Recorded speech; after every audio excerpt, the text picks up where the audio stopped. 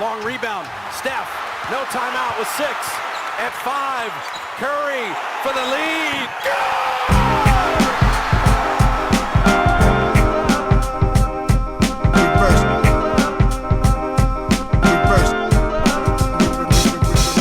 The game's a game. The game's a game. The game's a game. Always. Salut à toutes et à tous, nous voici de retour pour un nouvel épisode du podcast de l'équipe Rivers Basket Session. Comme chaque lundi, je suis rejoint par Shai Mamou, Antoine Pimel. Shai qui a été une nouvelle fois le soldat reconnu, valeureux, qui a tenu seul le CQFR ce matin. Merci, on le disait avant, mais on te le dit aussi devant tout le monde. Voilà, il n'y a pas de raison que ce soit que dans les coulisses. Merci Shai d'être toujours aussi irréductible, imperturbable. C'est quoi le meilleur adjectif pour Shai à ce stade? Indestructible. Indestructible. Peu importe, c'est pour la bonne cause. Je l'expliquais aux gens ce matin, on est en plein bouclage. Voilà, chacun doit faire sa part et les gens seront très contents que vous n'ayez pas pu ce matin, par exemple, et qu'il y ait d'autres peut-être moments où on soit moins dispo. Les gens seront contents de la raison pour laquelle il y a eu ces petites absences. Ouais, c'est clair. Effectivement, on a à pied d'œuvre sur le prochain numéro du MOOC Rivers, sur lequel on vous en dira bientôt un peu plus. Surveillez votre boîte mail dans la semaine sans doute. Voilà, alors, c'est simple. En fait, il y a une équipe. Maintenant, je vous avoue, je vais être franc avec vous. Je voulais pas en parler de cette équipe parce que je me dis ça sert à rien d'en parler en saison régulière. On va attendre les playoffs, mais là, c'est impossible de passer à côté. Les Clippers, bien sûr, l'une, si ce n'est la meilleure équipe sur les 30 derniers matchs. Ils ont remporté 25 de leurs 30 derniers matchs avec un Kawhi Leonard qui remonte de plus en plus dans toutes les projections de course pour le titre de MVP. Il sera peut-être un peu juste pour lui, mais malgré tout, on le voit qui remonte de semaine en semaine, qui monte les échelons. Équipe vraiment sur laquelle moi j'avais mis une croix quasiment parce que trop de passifs, trop de loose, trop de blessures, l'arrivée d'un James Harden dans lequel je croyais plus du tout du côté que ça soit aux Clippers ou que ça soit à Boulazac, je me disais c'est mort pour l'impact de James Harden en tant que mec qui peut faire gagner une équipe, et puis ben là, obligé de reconnaître, ça fonctionne. Tyronn Lue toujours aussi fort quand même pour s'adapter à ses effectifs et aux fluctuations d'effectifs. Et cette équipe des Clippers qui est en pleine bourre actuellement. Qu'est-ce que ça vous évoque à tous les deux? Ouais, je suis un peu comme toi. J'ai envie d'être prudent. J'ai presque peur de leur porter la poisse après avoir été sceptique, prudent, tout ce qu'on veut depuis quelques semaines, depuis le trade d'Harden, depuis qu'on a reconnu, je pense tous à peu près publiquement, qu'on s'était trompé, en tout cas pour la période actuelle, sur le trade de James Harden. Ça fonctionne très bien. J'ai peur de leur porter l'œil parce que là, ça va presque trop bien et j'ai toujours ce pessimisme intérieur qui me fait me dire là, ils sont fantastiques, mais est-ce qu'à un moment, il ne va pas se repasser un truc, la blessure de l'un des trois, un changement de mentalité d'Harden comme on a pu le voir par le passé. Et en même temps, ça fait plaisir de voir enfin cette équipe tourner à plein régime. Parce que depuis la formation de ces Clippers, même avant Harden, on les a vus que sur de trop courtes périodes. Donc ce qu'elle m'inspire, c'est beaucoup de certitude paradoxalement, alors que c'est l'équipe qui s'est formée sous cette version-là depuis le moins de temps. Beaucoup de certitude, d'assurance, un niveau de jeu, une confiance assez incroyable. Tu parlais de Kawhi Leonard, on retrouve quasiment pleinement le Kawhi des meilleures années. Autour, Harden, ça fonctionne très bien. Paul George, un peu moins bien en ce moment depuis sa blessure à l'aine, mais il est quand même là. C'est une équipe qui vit bien. Et tu parlais de Tyronn Lue, je vais peut-être commencer par ça. Moi, je trouve que son travail mérite vraiment d'être reconnu.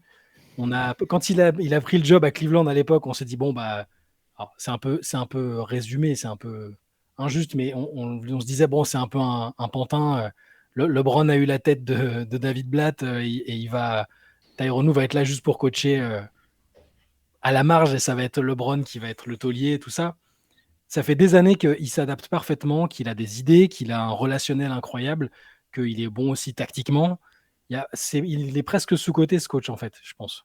On n'en parle pas assez, on parle évidemment beaucoup d'Harden, beaucoup de Kawhi, mais Tyronn Lue, je pense qu'il mérite qu'on lui tire notre chapeau. J'avais l'impression qu'il n'avait pas décidé de tout au moment où Harden est arrivé, qu'on lui a un peu imposé ça, imposé l'obligation que ça marche de trouver une solution. Il avait demandé 10 matchs pour trouver une formule. Au bout d'un moment, ça a fonctionné et franchement, bravo Tyronn Lue. Et j'espère maintenant pour les Clippers qu'on va pas leur porter la poisse en disant que c'est la meilleure équipe, parce que c'est la meilleure équipe depuis décembre, je crois. Depuis décembre, il n'y a aucune autre équipe qui a gagné autant de matchs. Donc voilà ce que m'évoque pour l'instant cette équipe. Moi, ça m'inspire deux enfin. Le premier enfin, c'est enfin Kawhi Leonard et Paul George enchaînent les matchs. Et je pense qu'ils auraient pu le faire avant. Je pense qu'ils ont trop longuement misé sur le repos, la mise au repos. Voilà, Kawhi s'en défendra toujours, mais il y a des moments, je pense, où ils auraient pu jouer l'un comme l'autre. Je ne parle pas des playoffs, parce qu'en playoffs, évidemment, ils ont toujours voulu jouer. C'était uniquement dû à des blessures les fois où ils étaient absents. Mais voilà, enfin, ils enchaînent et ils se rendent compte qu'ils prennent du rythme. Et Kawhi Leonard, on ne l'a plus vu aussi fort depuis 2019. On l'a peut-être vu un moment à ce niveau-là sur les playoffs 2021. Mais j'irais même jusqu'à dire qu'on l'a plus vu aussi fort depuis le 2019 parce que forcément, il a l'occasion de se mettre en rythme. Donc, il retrouve des sensations. Il y a quelque chose qui se développe. Et enfin, le deuxième enfin, c'est... Moi, ça fait des années que je répète que c'est la meilleure équipe de la Ligue, que c'est celle qui aurait dû gagner des titres. Une équipe qui joue le titre, au final, ça se construit sur la durée. Et je pense qu'ils ont enfin trouvé la pièce manquante. Et la pièce manquante, c'est Harden en l'occurrence, mais je dirais que c'est finalement un playmaker de ce niveau-là. J'ai pourtant pas toujours été l'avocat de ça. Pendant longtemps, je trouvais qu'il n'y avait pas forcément besoin d'un meneur, mais on en parlera sans doute ensuite. Je trouve que ça change complètement la donne pour Kawhi et pour Paul George. Je ne sais même pas si Paul George, par exemple, a un vrai coup de moins bien, parce qu'il est plus efficace au tir qu'il ne l'a jamais été. J'ai surtout l'impression que juste, il peut se contenter d'un rôle de troisième option. Et voilà, enfin, il y a peut-être la pièce qu'il fallait. Les Nuggets, ils ont mis du temps. Il y a eu plein de fois où ils se cassent les dents avant de finalement gagner ce titre. Les Clippers, il y a eu des épisodes jusqu'à maintenant, mais là, au moment où on était prêt, moi le premier d'ailleurs, à fermer la fenêtre, c'est-à-dire que même les plus optimistes comme moi se disaient non, mais là, c'est mort. Et tu te dis non, en fait, ils ont trouvé la pièce qu'il fallait. La pièce qu'il fallait en plus, c'était un mec qui permet à Kawhi de jouer autrement, enfin de se concentrer sur d'autres choses. Et ce mec-là, c'est Harden. Et je pense que c'est la meilleure équipe des Clippers depuis que cette équipe a fait venir Kawhi et Paul George. Et je pense que c'est la meilleure équipe à l'Ouest aujourd'hui. Après, je ne sais pas s'ils iront gagner un titre, mais voilà, ça m'inspire ça un peu, leur belle période actuelle. Ouais, je voulais revenir sur ce que tu disais, Shai, au sujet de Tyronn Lue. En fait, j'ai l'impression tu sais, finalement, c'est peut-être ce qui a le meilleur mix entre un players coach et un coach qui est fort tactiquement actuellement dans la ligue. J'ai l'impression qu'il arrive à allier ces deux aspects qui sont finalement, ou du moins rarement mis en avant. Je dis pas qu'il n'y a pas d'autres coachs qui sont capables de le faire, mais finalement souvent, tu as l'impression qu'il y a ces deux grandes catégories. Tyronn Lue, je pense qu'il manifestement, il fait partie des deux parce que les joueurs ont envie de jouer pour lui, les stars ont envie de jouer pour lui, et en même temps, d'un point de vue tactique, je trouve que c'est au bout du compte l'un de ceux qui est les plus forts pour s'adapter effectivement en fonction de son effectif, en fonction de l'adversaire. Ce qui est intéressant aussi, c'est qu'il l'avait dit dès la fin de saison dernière, elle avait dit non mais l'an prochain, il faut qu'on traite la saison régulière comme quelque chose d'important. Et là, tu faisais allusion, Antoine, sur le nombre de matchs disputés par Kawhi Leonard et Paul George. Effectivement, il y a un moment... Il y a quand même cet impondérable des blessures où même tu peux prendre autant faire autant attention que tu veux.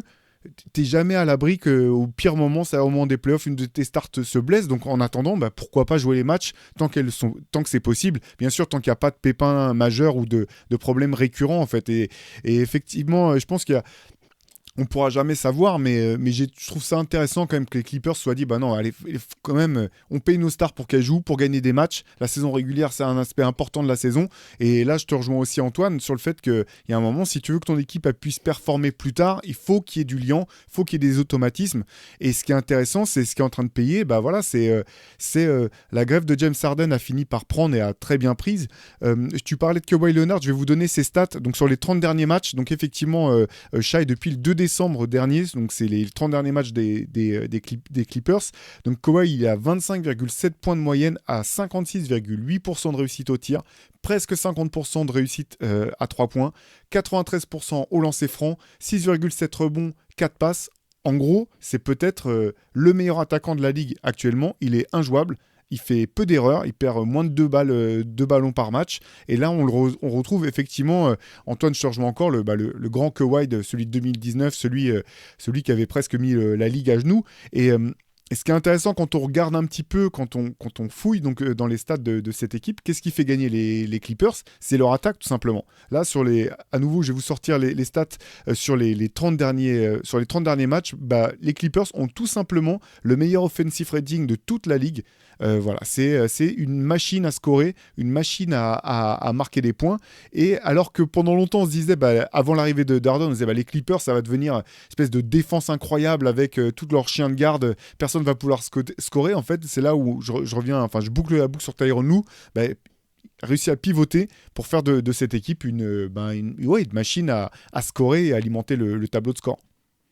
Ouais, et puis il y a une rotation qui a été trouvée, les remplaçants sont bons. Réussir à maintenir Westbrook impliqué alors qu'il a le plus faible temps de jeu de sa carrière, qu'il a un rôle presque plus vraiment d'énergizer. Il impacte défensivement aussi Westbrook, c'est quand même c'est pas forcément ce à quoi on s'attendait. Les autres retours marchent bien. Il y a Zubac qui a manqué beaucoup de matchs, mais qui était sur le début de l'arrivée avec Harden déjà aussi un maillon important de la chaîne et qui là revient. Ça peut pas non plus leur faire de mal. Tout le monde me semble avoir un rôle important. Il y a quand même du fort joueur aussi sur le banc, hein, du Norman Powell qui a une bonne tronche de 6e homme de l'année sur une bonne saison.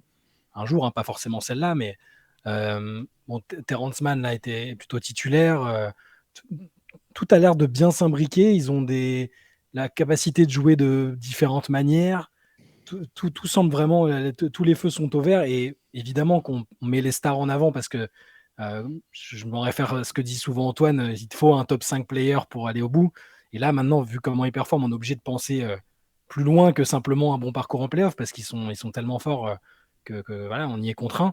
Kawhi Leonard, comme il l'est aujourd'hui, c'est un top 5 player de la ligue. On revient au Kawhi de Toronto et il m'a même pas l'air encore d'être à fond à 100% de ce qu'il peut donner. C'est-à-dire que il remporte relativement facilement les matchs et ils n'ont pas besoin de se tuer à la tâche pour l'instant.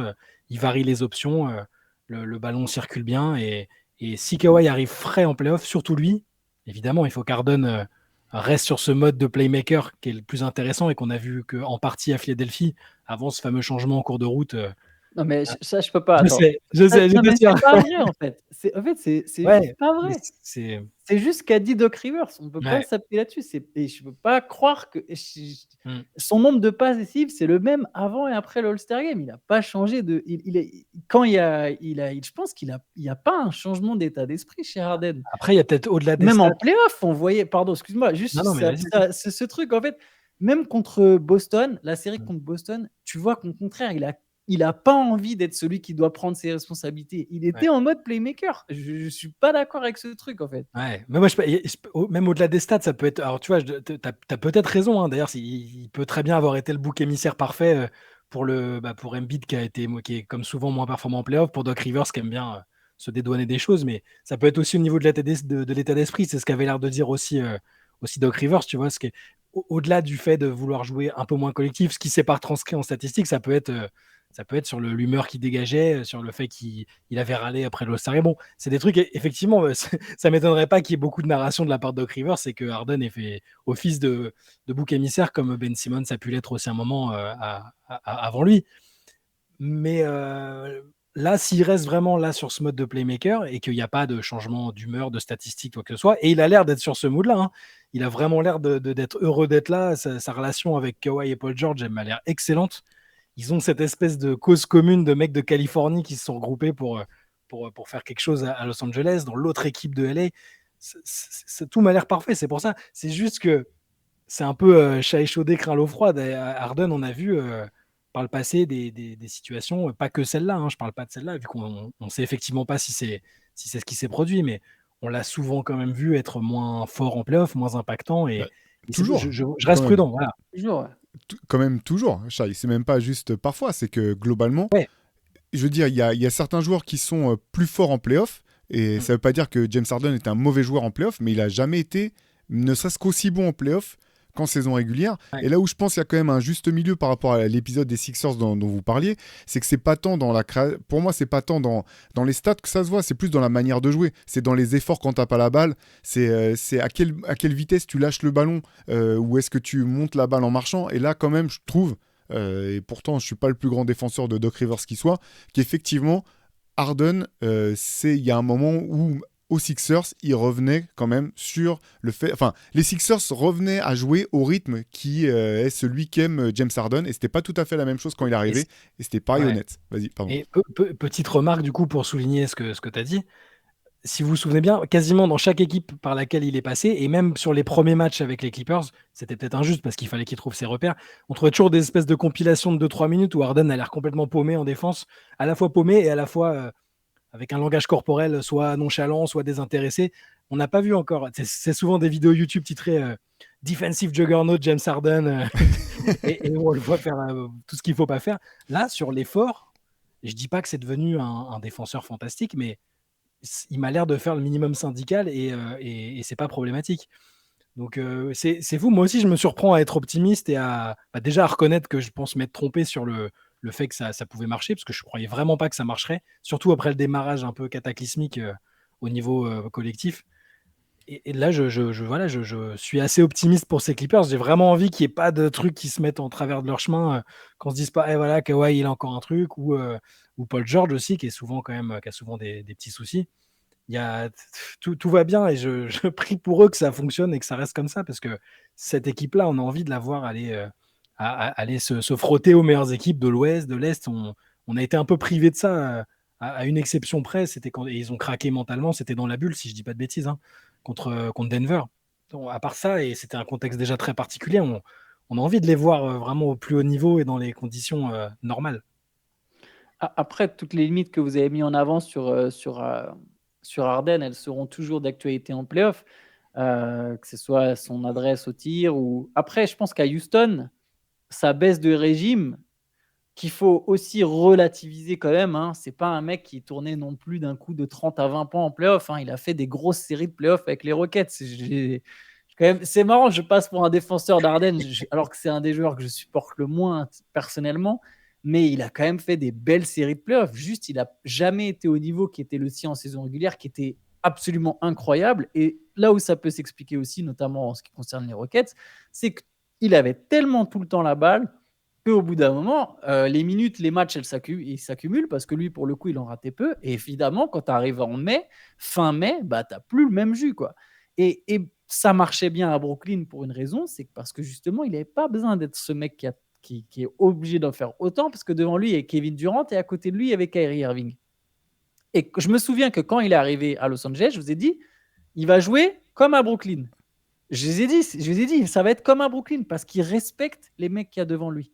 Il respecte Kawhi, il respecte Paul George. Il est capable de voir Kawhi comme un mec qui est au-dessus de lui. Et de toute façon, Kawhi avait tout intérêt à avoir moins la balle. Tu as souligné, Théo, l'adresse de Kawhi. Évidemment, ça passe aussi par le fait que Kawhi il enchaîne des matchs, donc il retrouve du rythme, donc il retrouve sa forme, donc il est plus à même de tuer ses adversaires en 1 contre 1, parce qu'il y a peu de mecs qui ont ce mix de puissance, de taille, de toucher, de vitesse, d'adresse, etc. Et que du coup, forcément, c'est un mec efficace. Mais c'est aussi parce qu'il a Harden à côté de lui, qui est un très bon playmaker, donc qui des fois lui met en bonne position.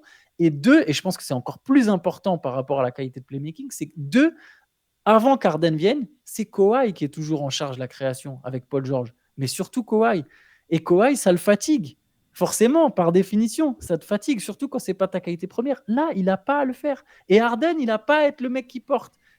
En fait, c'est gagnant-gagnant dans cette association-là. C'est que Harden, il prend moins de shoot que ce qu'il n'en a jamais pris. Je n'ai pas la stat sous les yeux, mais je suis quasiment persuadé que c'est vrai. Je pense qu'il n'a jamais pris si peu de shoot en NBA. Je voudrais mieux que je vérifie, mais je suis quasiment sûr. Je suis quasiment sûr qu'il n'a jamais pris autant de tirs en NBA, James Harden. Je pense que c'est là, dans sa carrière, c'est l'équipe où il prend le moins de tirs, mais ça lui va parfaitement. Parce qu'il n'a pas assumé cette responsabilité d'être le premier. Par contre, c'est lui qui a le ballon. Donc oui, il a beaucoup le ballon comme aux Sixers, comme aux Nets. Mais ça lui plaît. Qu'il marque ou pas, derrière, c'est autre chose. Il s'en fout. Il n'y a que à OKC qu'il a pris moins de tirs, mais bon, il avait un rôle de 6e homme. Pas. Je parle non, c'est pour ça, je vais dans ton sens. Hein. Où il prenait 10 tirs par match sur sa dernière saison, où il était 6e homme. Et sinon, effectivement, il y a un vrai gap entre, même à Philadelphie, 14 tirs par match. Là, il a un peu plus de 11 tirs par match. Il était encore à 16 à Brooklyn, 22 et voire même jusqu'à 24 lorsqu'il était à Houston. Ça va dans le sens de ce que tu dis. Et juste, je voudrais rajouter s'il a l'air autant en confiance, et bon là, on n'est plus sur du sportif, mais il a vraiment l'air d'avoir il se sent aimé entre guillemets par par Tyronn Lue. Tyronn Lue, après le dernier match, il a dit James est génial, il parvient à garder tout le monde heureux. Et ça va aussi dans le sens de ce qu'on avait discuté sur un CQFR, si vous vous en souvenez, où Zubac racontait comment dès le premier jour, il avait essayé de l'impliquer sur des ateliers sur le pick and roll après chaque entraînement et qui continuait encore même aujourd'hui. Donc il a vraiment essayé de se fondre dans un collectif comme je pense quasiment jamais avant. Et Tyronn Lue disait que depuis son arrivée, sa présence permettait à la fois de maintenir tout le monde heureux et de retirer la pression sur les épaules de Paul George et de Kawhi, et que c'était, je le cite, énorme pour les Clippers. Après, J'ai ouais. la stat, Antoine. Donc, effectivement, là, cette saison, il prend 11,3 tirs en moyenne par match avec les Clippers. Juste par comparaison, sa dernière grosse saison avec Houston, il en prenait le double. Ouais, ouais, non, mais je suis pas surpris. Alors après, je pensais pas que ça serait jusqu'à 11, hein. Je pensais qu'il en prenait un peu plus que ça, mais tu vois, du coup, 11 tirs. Évidemment, il y aura toujours cette question en playoff. Il aura de nouveau des ballons. Il faudra qu'il continue à jouer de la même manière. Il faudra qu'il prenne un peu plus de tirs en playoff. Il y aura encore plus de responsabilités de toute façon, à la fois sur Kawhi, sur Paul George et sur James Harden. Mais lui, je pense d'être la troisième option, tout en étant celui qui a le ballon. C'est parfait pour lui, pour sa mentalité. C'est tout ce qu'il lui faut. Et après, il y a un autre truc. Il ne faut pas oublier qu'il est en contractière. Donc, il a envie de briller, forcément. Et il a peut-être compris que c'était un peu sa dernière chance. Après, voilà, toutes les doutes qu'on a sur Harden, on les aura encore à nouveau en playoff. Est-ce qu'il va se donner? Est-ce qu'il va défendre? Est-ce qu'il ne sera pas trop pénalisé en défense, même s'il essaye de défendre? Parce que même s'il essaye, Harden, ce n'est pas non plus un des meilleurs défenseurs de la ligue, hein. Donc, de toute manière, il y aura cette question-là. Il y aura une question d'adresse, de fatigue, etc. Il y aura de toute façon des problématiques. Mais Est-ce qu'il juste aura- sur son rôle, il a le bon rôle. Est-ce qu'il aura tant besoin que ça de prendre plus de tirs finalement? S'ils arrivent sous ce format-là en playoff, Zubac, avant sa blessure, il était quand même bien impliqué offensivement, je trouve. Donc il peut y avoir une alternance sur du jeu à l'intérieur avec Zubac. Kawhi et Paul George ont un volume de tirs plus important normalement. Là, pareil, j'ai pas les stats, mais j'imagine que Paul George et Kawhi shootent plus que lui. Est-ce qu'il aura vraiment besoin? Pour moi, là, s'ils arrivent comme ça, dans ces dispositions-là en playoff, il n'y a absolument personne qui a envie de les prendre, je pense.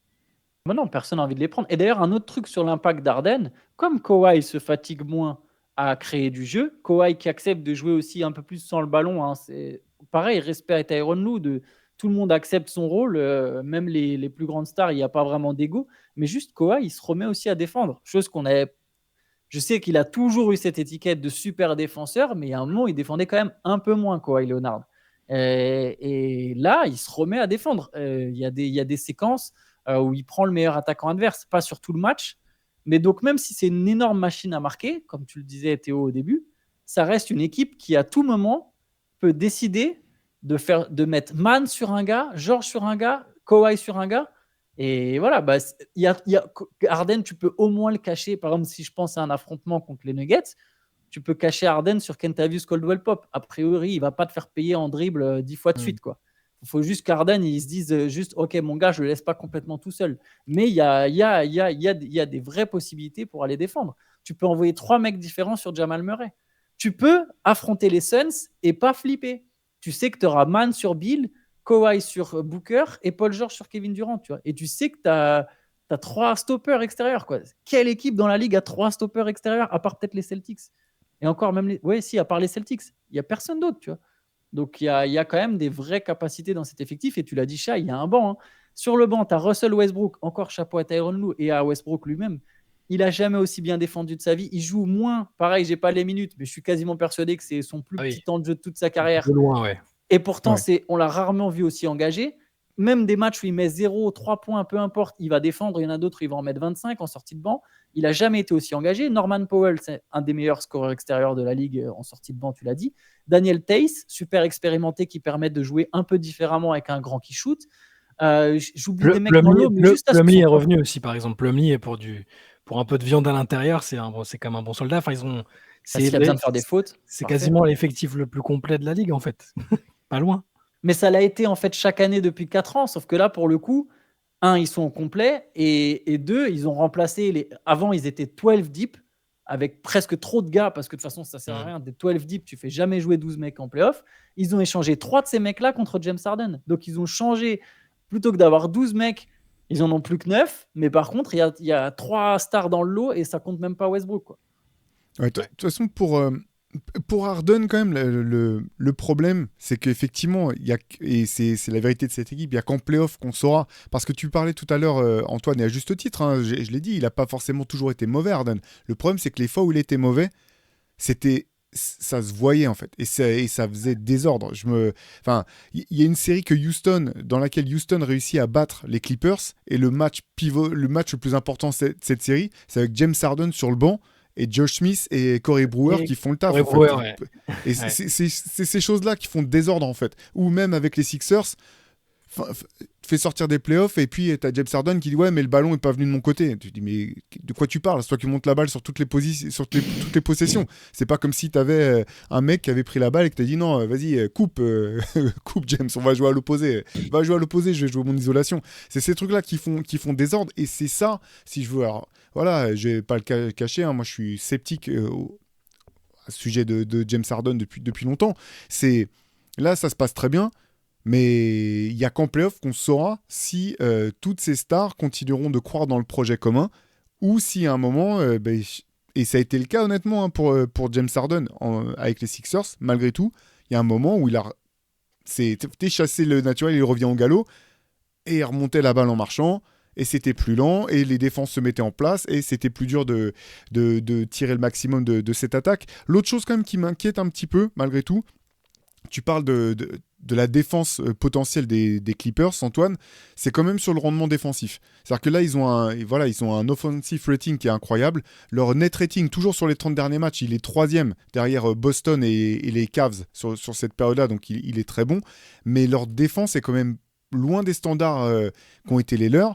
Après, voilà, il y avait un article, je sais plus si c'est dans un article ou un passage de Zach Lowe récemment qui disait que pendant longtemps on disait que de toute façon pour gagner un titre, enfin le fameux adage que pour gagner des titres il fallait une forte défense, et c'est assez intéressant ce qu'il pondérait un petit peu en disant que maintenant quand même depuis une dizaine d'années avec le tir à 3 points, le changement de règles, etc. Bien sûr, tu avais toujours besoin d'avoir une défense correcte, mais que finalement à défense correcte, tu pouvais gagner en ayant une défense correcte et une attaque incroyable, alors que tu pouvais plus forcément gagner en ayant simplement une défense extraordinaire.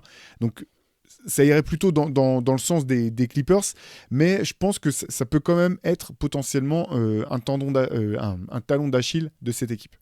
Il y a une idée que tu as soulevée qui me paraît intéressante aussi, c'est que tu parlais de projet commun, est-ce qu'ils vont rester ensemble vers ce projet commun-là? Et ça m'a fait penser au passage, c'était dans le podcast de Paul George justement, de Gordon Hayward qui revenait sur les Celtics dont il a fait partie. Alors ça n'a pas duré très longtemps, mais où il y avait Kyrie, Tatum, Brown. Et il a dit, bon, on était presque trop, on avait tous des projets individuels qui ont supplanté le projet commun parce qu'on était tous dans notre prime plus ou moins, et on s'est tous détournés de l'objectif commun, et c'est ça qui a fait que malgré la qualité incroyable de notre effectif, ça a explosé en vol. Alors il y a eu d'autres trucs, des blessures, des choses comme ça, et là, ce qui me semble à l'avantage des Clippers, on pourrait se dire, est-ce qu'à un moment, ils vont pas chacun vouloir tirer la couverture à eux? C'est des fortes individualités. Mais là, eux, ils sont plus ou moins, leur prime est passé. Ils sont plus, c'est des trentenaires. Harden, 34. Kawhi, il doit être à 33, non? Quelque chose comme ça. J'ai pas les âges en tête, mais en tout cas, ils sont pas, leur meilleure version est normalement passée. Et j'ai l'impression qu'ils sont tous déterminés, que ce soit dans leurs propos et dans la façon de jouer, qu'ils sont déterminés à avoir ce projet commun, alors que ce soit leur trip sur les dégâts de South California, comme je disais tout à l'heure, ou juste parce qu'ils se disent, ça y est, on a assez déconné. En plus, il y a une nouvelle salle à partir de l'année prochaine, ou enfin, je sais pas quand elle va être inaugurée, là, la Inuit Center.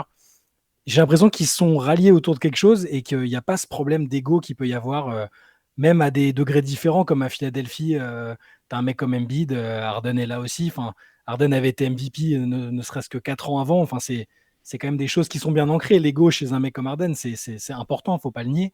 Là, ils m'ont l'air d'être totalement dépouillés de la notion d'ego. Kawhi, ça a toujours été assez flou chez lui, cette notion-là, on ne sait jamais vraiment bien. Paul George a toujours plus ou moins accepté d'être un numéro 1 bis, même s'il a été franchise player à un moment. Je trouve ça très très encourageant dans cette idée d'aller ensemble vers le but commun de ne serait-ce d'aller en finale de conférence ou en finale NBA. Je te donne juste les âges, donc c'est 32 ans pour Kawhi, 33 pour Paul George et 34 pour James Harden. Ouais. Ok. Moi, je m'inquiète vraiment pas des égos. Moi, par contre, effectivement, je vais rejoindre certains trucs. C'est comme Théo, j'ai peur. En fait, je m'inquiète plus de la compréhension de qu'est-ce qu'il faut faire pour gagner. Tu vois, c'est plus ça, en fait. Tu vois, comme tu as dit, Théo, Harden, à un moment, il va ralentir parce qu'il va se dire, non, mais de toute façon, moi, sur demi-terrain, quand ça arrive sur demi-terrain, on est imprenable. Et c'est pas forcément le bon truc. Tu as besoin d'alterner, de mettre du rythme. Et en playoff, le jeu, il va se ralentir. Et bien sûr, j'ai peur que d'un coup, les Clippers, des fois, ils cherchent pas à pousser. Des fois, Harden, il cherche à jouer tout sur demi-terrain. Et tu as des tirs plus compliqués. Puis tu en rates, puis tu peux perdre une série comme ça. J'ai peur d'un truc comme ça. J'ai peur que Westbrook, arrivé en playoff, ça peut rejoindre l'ego, mais pas tout à fait, mais qui ne comprennent pas tout à fait, ok, mais pour gagner, il faut que je continue à faire ça, à poser des écrans, un truc, et qui ne se disent pas, attends, pour gagner, tu sais, qu'il y ait la mauvaise compréhension, pour gagner, je sors du banc, je vais jouer 15 pick and roll, parce que de toute façon, je suis fort, je vais jouer 15 pick and roll. Donc ça rejoint un peu l'ego, mais pas tout à fait. J'ai l'impression que c'est plus un manque de compréhension de qu'est-ce qui peut faire gagner, parce que dans cette équipe, il n'y a qu'un mec qui a gagné, c'est Kawhi. Pas les autres. Et est-ce que Kawhi il sera à les rappeler à l'ordre? Est-ce que Tyronn Lue va se voir les rappeler? Tyronn Lue qui a aussi gagné. Moi, c'est plus ça qui m'inquiète. Ce qui m'inquiète au-delà des blessures et de, comme j'avais dit à un moment, mais je commence à m'en éloigner, j'avais peur que Kawhi J'ai l'impression qu'il faut que on le voit à chaque fois, pour que tu es champion, c'est pas que un top 5, c'est que à chaque fois, le champion, il y a un mec dans le lot qui a fait une campagne de playoff complètement dingue, tu vois. Genre Jokic l'an dernier, Stephen Curry par moment. Kawhi, quand il gagne, il fait une campagne de playoff complètement dingue. Et moi, je me demande, est-ce que vraiment dans les jambes, Kawhi, il a encore 4 séries où il est absolument dingue? Je sais pas, j'avoue, c'est rassurant quand tu vois ce qui se passe. Mais moi, c'est plus ces petits détails. Pour la défense, les Nuggets, l'an dernier, ils ont la 15e meilleure défense de la ligue. Ils ont une défense plus éclatée que celle des Clippers, si je peux me permettre, tu vois. Et les Clippers ont une meilleure attaque que les Nuggets l'an dernier, en tout cas en termes de stats, purement de stats. Par contre, il faut savoir défendre au bon moment. Et ça, les Nuggets ont su le faire. Ils ont su défendre au bon moment. Et ça va être ça qui va être important pour les Clippers. C'est est-ce que les moments où il va falloir faire des stops, est-ce qu'ils seront capables de faire des stops? Sur le papier, je pense qu'ils ont les armes pour faire les stops. Après, est-ce qu'ils le feront sur le terrain, ce sera autre chose. Mais moi, ça ne m'inquiète pas tant de voir leur rating défensif qui n'est pas forcément très élevé, parce que quelque part, ça joue plus vite qu'à une époque, ça joue plus offensif qu'à une époque. Il y a aussi Harden, etc. Mais la question, ça va être ça. Est-ce que quand il va falloir faire des stops, ils sauront se dire, attends, mais là, tout de suite, il faut qu'on défende. Et notamment Harden, etc. Tous, est-ce qu'ils auront ces ressources-là? C'est super intéressant que tu compares avec les Nuggets, parce que j'allais y venir justement. Et en fait, la grosse différence malgré tout, effectivement, c'est que les Nuggets avaient un joueur qui n'était pas simplement top 5, qui était meilleur joueur de la ligue, qui a fait des séries de playoffs complètement folles, une hiérarchie hyper claire. Là où, effectivement, pour le coup, par rapport aux doutes que vous souleviez tous les deux, tu savais que qui gagne ou qui perd, ils n'allaient pas. Il n'y a pas un moment Aaron Gordon qui allait dire poussez-vous, j'ai joué mes ISO, Jokic va à l'opposé pour me libérer la raquette. Tu savais que ça allait continuer à fonctionner. Et ce que tu disais sur le rythme, en fait, parce que notamment, je me rappelle de la série des Nuggets face aux Lakers l'an dernier. Lakers, une équipe aussi vieillissante, forcément du côté des stars. Et moi, ce que j'avais retenu de cette série, c'était l'avantage de taille des Nuggets, d'une part, et l'autre, c'est sur le rythme, où panier marqué, panier encaissé, Jokic, il faisait la remise en jeu à toute vitesse, et il sprintait, et au bout du compte, il arrivait de l'autre côté du terrain avant Anthony Davis. Et tu dis, mais attends, Jokic, c'est censé être peut-être le MVP le moins athlétique de tous les temps. Et en fait, tu voyais que sur le rythme, en fait, ils arrivaient à avoir cette alternance de jeu rapide et de jeu placé où ils étaient déjà bons. Et que c'est ça, moi, c'est ce que j'ai retenu de cette série face aux Lakers, c'est qu'ils ont usé et ils ont tué les Lakers en leur imposant un rythme qu'ils ne pouvaient pas suivre. Et c'est cette alternance, en fait, et cette excellence à la fois dans le jeu rapide et dans le jeu posé qui faisait des Nuggets tout leur talent, toute leur force. Et c'est là, en fait, ce que tu disais, Antoine, tu vois, j'ai pensé aux Nuggets justement quand tu parlais de est-ce qu'ils sauront en play-off rester dans cette alternance, continuer à jouer ensemble et pas simplement à se poser et à faire du espèce de jeu en ISO qui est beaucoup plus, d'une part, qui est beaucoup plus facile malgré tout à scouter et à défendre. Voilà. Et par ailleurs, ce que tu soulevais aussi, Shai, c'est que Harden aujourd'hui, il a 34 ans. On sait qu'il peut plus faire la différence tout seul sur le jeu d'un contre un comme le faisait à un moment là où même vous devez vous rappeler ces images qui étaient quand même assez folles où c'était tellement fort que les mecs commençaient à défendre en étant derrière lui. Là, il y a des images de Ricky Rubio qui défend sur James Harden de derrière pour l'empêcher de prendre ses step back. Tu dis, c'est pour restituer le niveau en fait quand même auquel a été James Harden à un moment, le niveau d'excellence incroyable qui a été le sien. C'est tout ça qui laisse plein de questions ouvertes. Maintenant, c'est aussi parce qu'on a été douchés, je pense, les uns et les autres par les expériences du passé, que ce soit du côté des Clippers ou du côté de James Harden. Mais par contre, c'est vrai, Tyronn Lue, quoi qu'il arrive, ces équipes, elles ont été compétitives et elles ont été... Ce que j'aime bien avec lui, c'est que c'est un coach qui a... Comment dire ? qui a jamais accepté, je trouve, au bout du compte, de mourir avec des certitudes. C'est-à-dire que même privé de certains joueurs, il s'est adapté. Même quand ils étaient dans la difficulté, il s'est adapté ou il a essayé de s'adapter, de trouver des solutions. Ça ne veut pas dire que ça a fonctionné tout le temps. La preuve, les Clippers ont toujours pas gagné de titre. Mais ça, je pense que c'est un vrai atout quand même pour cette équipe des Clippers parce que, voilà, si on veut être un peu pragmatique, tu peux pas te dire que de maintenant jusqu'au dernier match qui se jouera en juin, s'ils doivent aller jusque-là, ils n'auront pas de blessés, par exemple. Il y aura forcément, parce que le jeu est comme ça, et il demande trop des athlètes. Il y a des moments où ils devront faire 100, et donc l'un ou l'autre, ou les uns et les autres. Et donc quand tu as un mec comme Tyronn Lue, je pense que c'est quand même c'est une bonne chose d'avoir un mec comme lui, en fait, si tu te dis on va devoir faire le dos rond.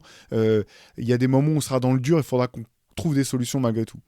Il est quand même sacrément en train de remonter dans les discussions pour le coach de l'année, je trouve. On n'en parle pas beaucoup, mais avec là, la forme qu'ils ont, qui tiennent et avec les adaptations qu'il a faites, les choix qu'il a fait, il va vite revenir dans la conversation. C'était pas du tout le cas. On était sur un truc entre Chris Finch, Mark Daigneault, Joe Mazzulla. Je trouve que il est clairement en train de revenir dedans là. Mais Et, même l'an dernier, pardon, je te coupe une seconde, ouais. Les Clippers, une fois que leurs stars sont blessés là, dans la série face aux Suns, ils sont incroyables en fait. Ouais. Ils ont juste Russell Westbrook et des remplaçants en gros, enfin des remplaçants, j'exagère, mais pas que des remplaçants bien entendu, mais ils ont Russell Westbrook et le supporting cast, et même là ils avaient été dangereux jusqu'au bout en fait. Ouais. Oui, et c'est lié à cette capacité de Lou, je pense, à s'adapter à ces situations-là, à responsabiliser des joueurs qui l'étaient moins avant. Donc voilà, on va leur souhaiter ça. Mais je repense à ce que tu disais sur Harden.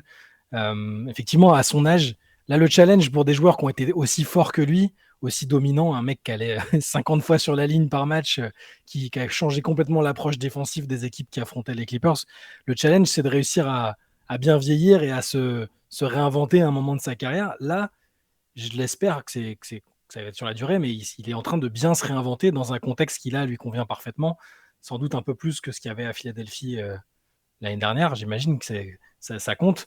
Et ça, du coup, ça change la perspective que j'avais moi pour sa carrière, où je le voyais finir 6e homme d'une équipe. Je l'ai assez dit. J'ai dit non, mais il a plus la même son premier pas, l'explosivité générale, tout était en chute libre de mon point de vue. Là, en se réinventant comme ça, en étant en pur playmaker, comme il a été à Brooklyn, à Philadelphie aussi, je suis d'accord, Antoine, que Doc Rivers ait raison ou pas, peu importe, Harden l'a été. À Brooklyn, sur la maigre période où on a pu avoir les trois larrons ensemble, c'était incroyable, et Harden, il était super fort. Même d'ailleurs, quand il n'y en avait que deux, ou une fois, 2-3 matchs où Harden était tout seul d'ailleurs, il y avait ni KD ni Kyrie, il a été excellent dans ce registre-là. Et s'il se réinvente comme ça, la durée de sa carrière peut s'étendre et ça change totalement la fin de sa carrière qui est déjà un peu atypique finalement. Moi, ma limite avec lui, au final, je me rends compte avec le recul, c'est une forme de QI basket. Tu sais, ça rejoint ce que je disais sur la compréhension de qu'est-ce qu'il faut faire quand, en fait. Tu sais, c'est aussi ce qui définit les champions, tu vois. Tu sais qu'est-ce qui va marcher, tu reconnais ce qui marche et à quel moment. Et j'ai peur que lui, justement, contrairement à Tyronn Lue, il ait des certitudes des fois. Sur non, mais c'est ça qui marche, tu vois, malgré le fait que ça n'ait pas marché depuis le début. Et je me dis que c'était déjà une limite à Houston et dans toutes les équipes par lesquelles il est passé, plus qu'une limite de talent, etc. Et il y a peut-être une limite de QI basket.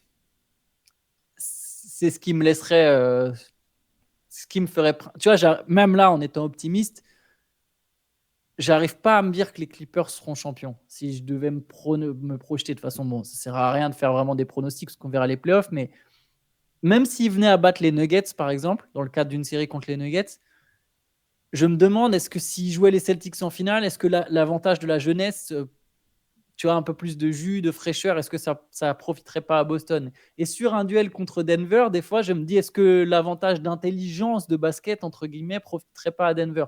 Après, on verra, on n'y est pas, mais voilà, il y a un truc, malgré tout l'optimisme que je peux avoir et malgré le fait que je trouve que cette équipe est excellente, si je dois amener un bémol, j'arrive pas tout à fait à l'avoir gagné et c'est même pas lié aux blessures, quoi. Mais sur les oppositions qu'on peut imaginer, effectivement, je trouve que Denver a en plus un profil avec Jokic qui fait qu'ils seront favoris contre les Clippers, c'est que je vois Denver passer. Mais sur les autres équipes, je trouve que les Clippers ont tous les atouts pour passer à chaque fois. Donc c'est de la théorie, ça marche pas comme ça, sinon ça se saurait. Mais je pense qu'ils peuvent être assez confiants. Alors, les voir champions, je veux dire, c'est tellement.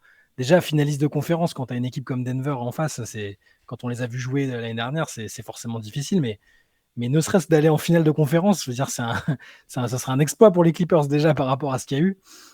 Moi je les vois bien surprendre et aller. Enfin, ce serait plus une surprise à ce stade-là, mais déjà aller en finale de conférence pour tâter un peu la température. Ils ont une fenêtre là avec les prolongations de Kawhi et de Paul George. Paul George c'est en cours, c'est pas fait, mais Kawhi a prolongé. Ils ont un peu augmenté leur fenêtre de tir, je pense, alors qu'on les croyait à la fin. Moi, je pensais même que j'ai même, je pense, évoqué ici mon sentiment qu'il fallait peut-être accepter de trader l'un des deux, voire les deux à un moment et passer complètement à autre chose. Ils ont refusé ça. Bien leur en a pris pour l'instant et la fenêtre de tir, elle a augmenté. Donc, même s'ils ne gagnent pas cette année, ils ont peut-être encore une année ou deux après, je pense. Je te sens sceptique. Je pense, Moi, je pense que c'est cette année ou jamais. Moi, Après, ils sont trop vieux. trop vieux. Après, ton trio est trop vieux. Je pense que J'aurais là, dit c'est la pareil, dernière année. Parce que c'est l'année où Après, ils sont pas ils vont blessés être- en plus. Enfin bref. Ouais. Ouais, C'est un ça. entrebâillement plus qu'une fenêtre. Oui, non, mais je suis assez d'accord parce que j'ai toujours pensé comme ça. Mais moi, j'ai tendance à m'emballer un peu quand je vois des choses positives comme ça, et même avec des équipes pour lesquelles j'ai été ultra pessimiste. Et j'ai envie de me dire que là, sur ce qu'on voit là, ils sont pas si vieux que ça d'ailleurs, parce que Kawhi 32, c'est rien. C'est ça, hein, tu as dit 32 pour Kawhi, Oui. 33 Paul George. Bon, on a vu des champions, même juste des finalistes plus âgés. Je veux dire, le Jazz, Stockton, Malone, les mecs, ils étaient plus vieux que ça. Les Bulls, C'est n'en les mecs parlons pas, qui n'ont quand même. jamais été blessés de toute leur Oui, carrière. voilà. C'est ça le truc C'est aussi. Iron tu vois. Man, voilà. C'est un autre basket aussi. Bien sûr. Non, mais j'essaie de garder, évidemment, je garde Bien en sûr. tête, le fait qu'il y a toujours un truc qui semble se produire avec eux, que ce soit pour Kawhi ou Paul George, pour les blessures. Évidemment qu'il y a ça en tête, mais voilà. Je vais prendre le parti d'être celui qui dit qu'ils n'ont pas qu'une seule année. Par contre, évidemment, s'ils se viennent au premier tour, j'aurais pas le même discours, je pense. Mais s'ils sont dignes des attentes qu'on est en train de poser sur eux, la fenêtre est un peu plus longue que ce que je pensais. Ouais. De toute façon, bon, voilà, c'est un peu la limite de notre podcast du jour, c'est que t'en reviens à dire il faudra voir en playoff et Ouais. parce qu'en fait il y a tellement de points d'interrogation qui concernent cette équipe à ce stade de la compétition, parce qu'on les a vus craquer aussi. Hein. Bon après c'était pas avec le même coach, je vous dirai pas quel était le nom de l'entraîneur qui s'occupait des Clippers à l'époque, mais on les a vus se faire reprendre même en étant devant, en ayant leur joueur majeur qui était sur le terrain. Mais oui voilà. Faudra voir en playoff. Moi, c'est vrai que pour l'instant, j'ai du mal à les voir quand même aller. Je continue à pas les voir aller jusqu'en finale. Même finale de conférence, ça serait super pour eux. Ils sont allés qu'une seule fois dans toute leur histoire. Mais voilà, pour l'instant, je les prendrai pas devant Denver ou même OKC, en quel je continue de Tu les croire. prends pas devant OKC? Non, Même moi qui je suis très. non, pense je qu'il trouve tape que. OKC, vers hein. OKC, là, Hein vu ce que montrent les Clippers. Ouais, mais Ah, moi, je pense aussi qu'il tape OKC. Pardon. Ouais, non, mais après, peut-être que je me trompe, en fait, mais je trouve qu'on en avait déjà parlé, parce qu'on avait fait un podcast spécial sur OKC, où on on était revenu en longueur. Il y a quelque chose de vraiment spécial qui se passe dans cette équipe. Sur la durée d'une série, moi, je crois fort dans cette équipe du Thunder. On verra, hein, peut-être que Ils ont la c'est jeunesse moi qui pour me le coup. trompe. Eux, pour le coup, ils ont la jeunesse et la fraîcheur. Par contre, Ouais. ils ont pas le banc des Clippers, quoi. Je trouve que sur le banc, et moi je suis un optimiste du Thunder comme toi, Théo. Hein. Je pense aussi que c'est une équipe et que j'ai même envie j'ai envie de les voir aller loin. Là, ce que je pensais, c'était avant de voir les Clippers carburer comme ça.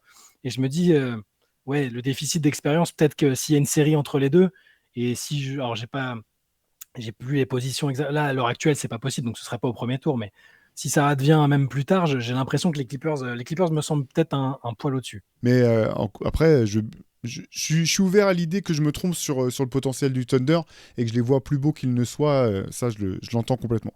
Ça serait une superbe série avec Ah ouais. Shai Gilgeous-Alexander qui retrouverait les Contre Clippers son et équipe, Westbrook et Harden qui retrouveraient le Thunder. Ça serait dingue. Ce serait ça y est, vraiment une belle série, je pense. Je suis Ce serait hypé là. une série Une petite, méga hypée, ouais, moi aussi. Ouais. une petite demi. Alors quoi, en demi-finale, c'est jouable? Ouais, genre s'ils finissent 2e et 3e, c'est possible, tu vois, en demi-finale ou 1er et 4e. Ah ouais. Ça serait vraiment une très belle série, je pense. Et Ah, serré, ce serait une série serrée. J'ai dit que je voyais les Clippers au-dessus, mais je vois pas. Ça serait une série, je pense, très serrée et très, très excitante. Ouais. Et j'ai une question que je me posais tout à l'heure en préparant le sujet, plus ou moins. Vu que là, ça va être la deadline des trades, et les Clippers, j'ai entendu aussi qu'ils étaient potentiellement actifs aussi, qui cherchaient des trucs.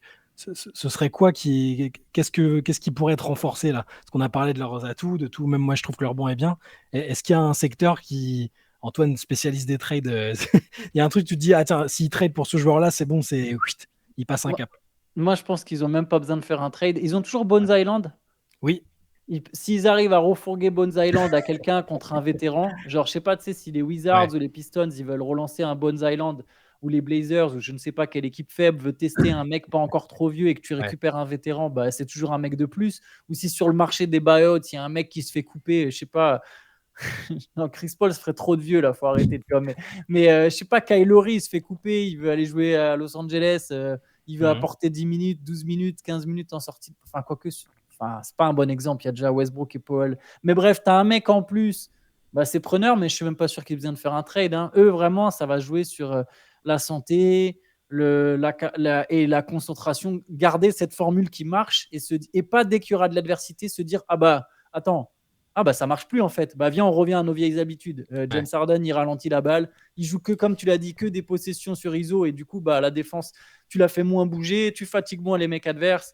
Ou toi, tu décides de jouer lentement parce que tu te dis on est vieux. Ça, c'est ça qui peut tuer les Clippers. Mais je suis pas sûr qu'ils aient forcément besoin. Les atouts, ils ont tout. Ils peuvent jouer small ball, ils peuvent jouer tall ball, ils peuvent shooter, ils peuvent driver. J'ai l'impression qu'il y a un peu tout dans l'équipe. Pour les vétérans qui peuvent garder un peu le truc à flot, même s'ils jouent pas, PJ Tucker, c'est pas mal quand même. Il devait Mais partir. Ouais, mais il a plus envie d'être là, lui, j'ai l'impression. Ouais, mais alors je sais pas si c'est tout ce qui la période où il disait où on sentait qu'il avait plus envie d'être là, où il faisait des déclarations un peu dans ce sens-là, c'était avant que ça carbure aussi fort que ça. Donc peut-être que là il y a un retour de motivation même s'il joue pas. Enfin c'est ce que je me dis. Hein, peut-être je dis ça, il sera tradé avant la deadline, mais sa présence me paraît pas anodine moi. Moi, si j'avais dû cibler un poste, mais en fait, ça aurait carrément pu être PJ Tucker s'il voulait jouer, c'est peut-être un grand avec du tir. Un grand qui shoot dans la rotation pour pouvoir avoir un peu plus de diversité, encore une fois, dans le jeu offensif des Clippers. Quoi. Après, je ne sais pas s'ils arriveront à trouver le joueur qu'il leur faudrait. Voilà, je sais qu'il y a plein d'équipes qui sont sur Kelly Olynyk, par exemple, du Jazz, qui serait très bien, mais là, je ne pense pas qu'ils aient les assets forcément pour aller le chercher, mais c'est ce que j'aurais dit peut-être pour les Clippers. L'équipe qui récupère Olynyk au passage. Ouais, c'est comme pour Caruso, quoi. Il y a des mecs comme ça. Il fait partie des mecs qui peuvent complètement changer, enfin complètement, je sais pas, mais qui peuvent apporter un peu plus de profondeur à une équipe là avant la deadline. Il y a toujours ces mecs-là de toute façon, hein, chaque année. Mais moi, PJ Tucker, c'est ce qui est fou, c'est qu'il y a 2 ans, c'était quasiment le meilleur shooter dans le corner. Ah ouais. NBA. Et bon, il a pris de l'âge, mais ça reste un mec qui sait jouer très dur. Pour les playoffs, je pense que ça reste appréciable. Alors, il a perdu totalement son adresse dans le corner, mais c'était aussi à une période où ça marchait moins bien en équipe. Mais moi, je le vois bien rejouer 10 minutes, je le vois bien ressortir du placard s'il n'est pas tradé. Et je pense aussi, je posais la question comme ça, parce que j'ai vu, après, c'est les trucs des rumeurs à cette période-là, mais qui disaient, oui, les Clippers surveillent le marché, se voient bien être actifs avant la deadline, machin. Donc, je me demandais qu'est-ce qui pouvait éventuellement les intéresser, mais je pense aussi qu'ils n'ont peut-être pas besoin justement de bouger, parce que bon, je pense pas. Bones Island, il est un peu vraiment sorti des considérations. Tice, il va faire le job sur quelques minutes, mais ça tourne quand même pas mal. Sur le dernier match, ils ont tourné avec 4 remplaçants, Westbrook, Plumlee, Norman Powell et Amir Kofi, qui est bon d'ailleurs, qui est un bon joueur dont on parle pas beaucoup. Ils n'ont pas besoin d'avoir cette... tu parlais de la rotation à 12 mecs, Antoine. Ils ont effectivement plus besoin d'avoir 12 mecs avec les dents qui règlent le parquet. Et une hiérarchie qui me semble aussi bien plus établie maintenant. Yes. Ouais, 38 ans, PJ Tucker, je regardais tant qu'on y était. Effectivement, ça devient aussi plus dur si tu perds ton tir, de te faire une place dans le terrain. J'avoue que au moment du trade, je pensais que c'était que là-dessus, ils y gagnaient les Clippers en récupérant PJ Tucker. Je suis quand même surpris de voir que ça n'est pas du tout pris. Quoi. Je sais pas précisément ce qui s'est passé, pourquoi si Tyronn Lue on voulait pas du tout, si ça rentre pas du tout dans ses concepts de jeu, je sais pas du tout. Il a perdu son tir, mais il a gardé sa collection de chaussures incroyable. Je vous invite à voir sur YouTube. Hein. Il rentre plus un caillou quand même, PJ Tucker. Déjà un peu l'an dernier aux Sixers, ça devenait compliqué.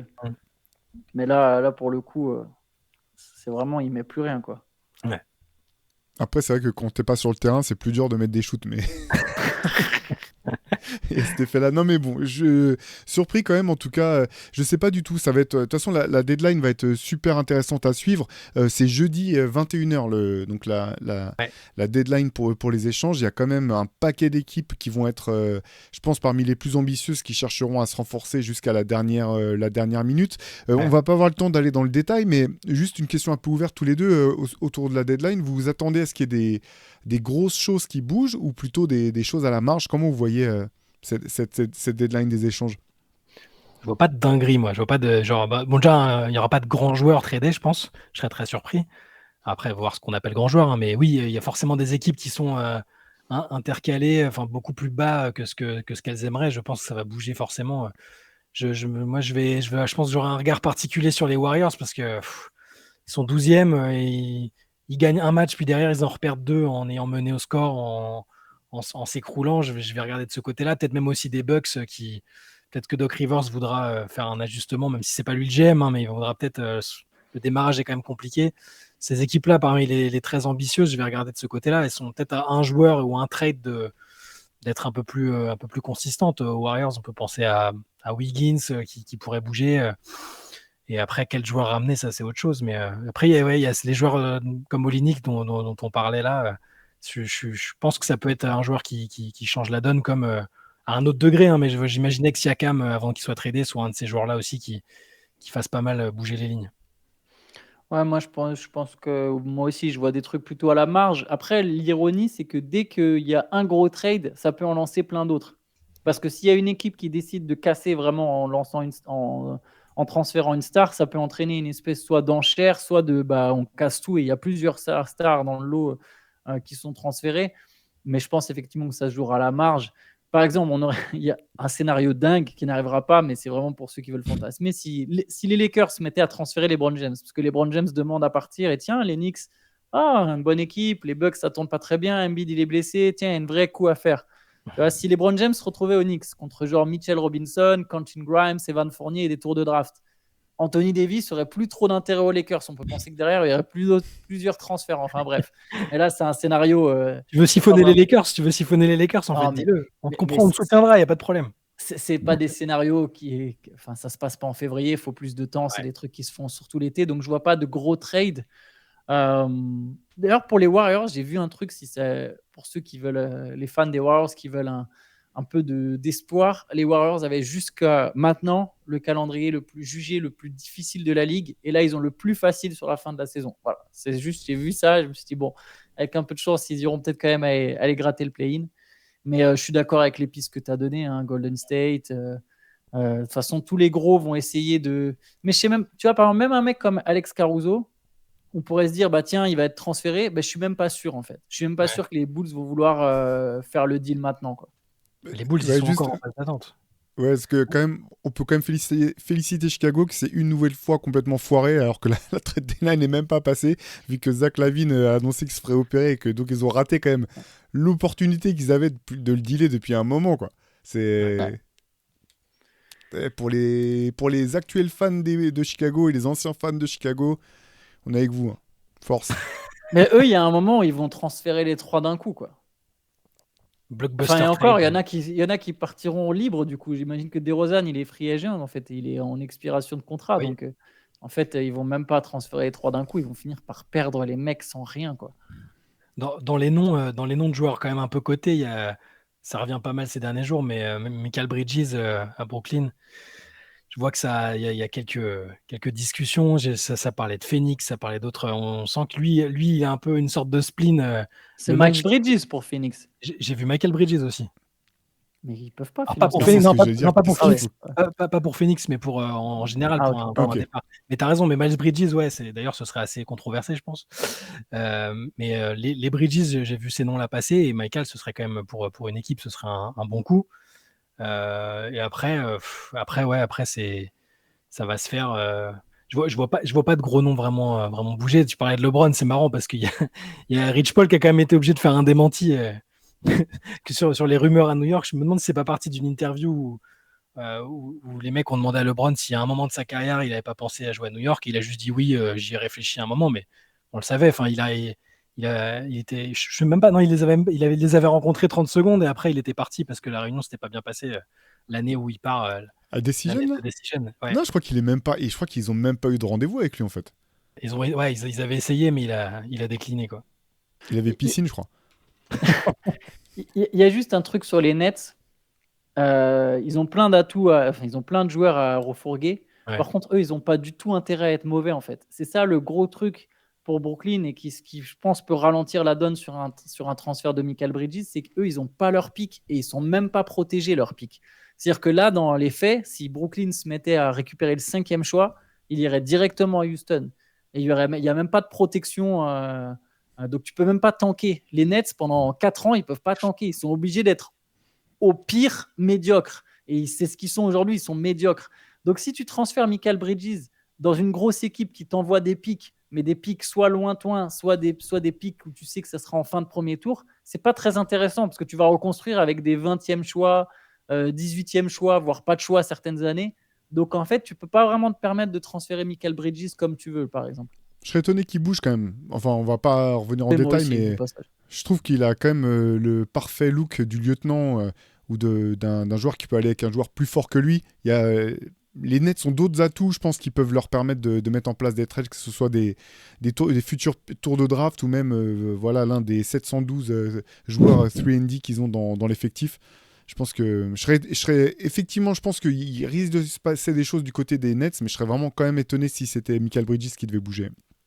Faut peut-être guetter les Mavs un peu aussi. Je veux pas ressortir mon costume de hater sceptique, mais je les trouve un peu. Bon, Kyrie est souvent blessé, souvent disponible et Luka de porter la charge. Mais eux aussi, il y a quelques rumeurs. Notamment, j'avais vu peut-être un retour de Dorian Finney-Smith qui s'essaierait de faire revenir. Ah ouais, ce serait parfait.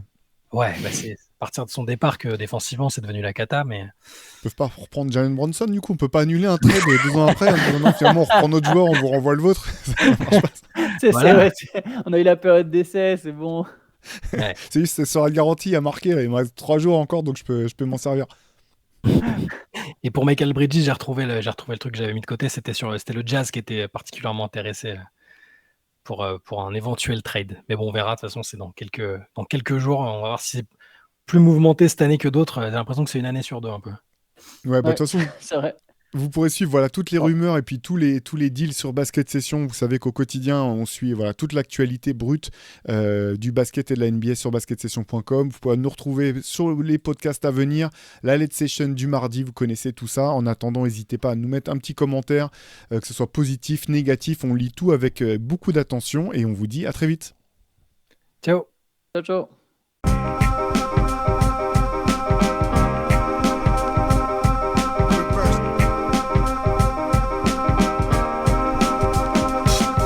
Game is out there, and it's either play or get played.